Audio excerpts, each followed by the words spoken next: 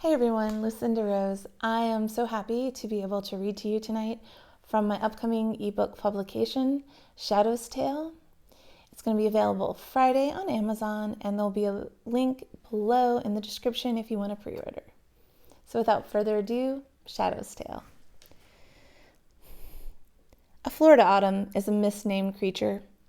The leaves don't change, they don't saunter to the ground unless forced by a hurricane. The air on All Hallows Eve isn't crisp or chill, but muggy and dank, giving way to numerous proliferations of minuscule costume for all ages and sexes. The ubiquitous black robe with accompanying mask is a favorite with adolescents. Buy one robe and a couple of masks, you can circulate through the whole neighborhood 2 or 3 times before being turned away, or so the humans brag. Years ago, it was hard to find a neighborhood without droves of children and budding adolescents moving from porch to porch, mentally marking the houses for later mischief. Houses were toilet papered and cars egged. Neighborhoods change as times change. Overzealous municipal commissioners, eager to be seen protecting the community, passed ordinances and laws restricting teens from taking part in the Devil's Night's peaceful festivities. It is not ironic in the least that this has led only to more mischief. Fear of razor blades and poison spiked candy left the streets deserted. The virtual ghost towns, with only a few hardy souls seeking out the houses still dispensing confections.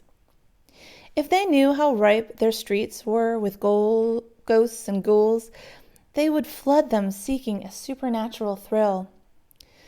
The old Greenwood Cemetery, minutes from the relaxed southern bustle of the downtown, where 5,000 souls reside, is a reminder of death's presence.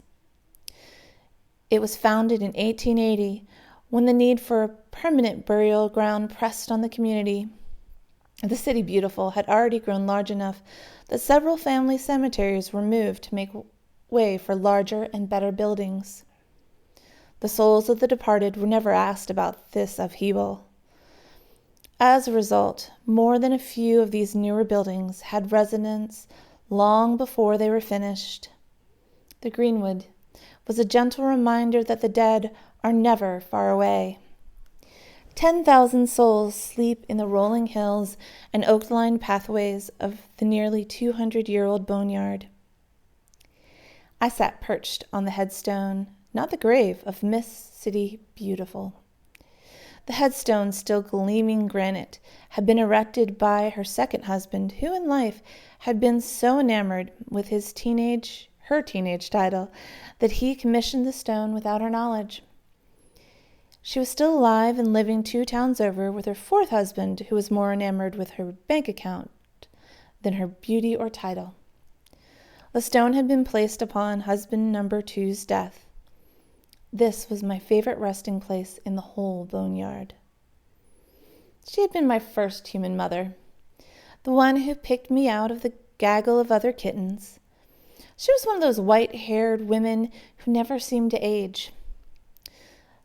The first Mr. City Beautiful had been lost at sea during the Korean War, swept overboard in a typhoon.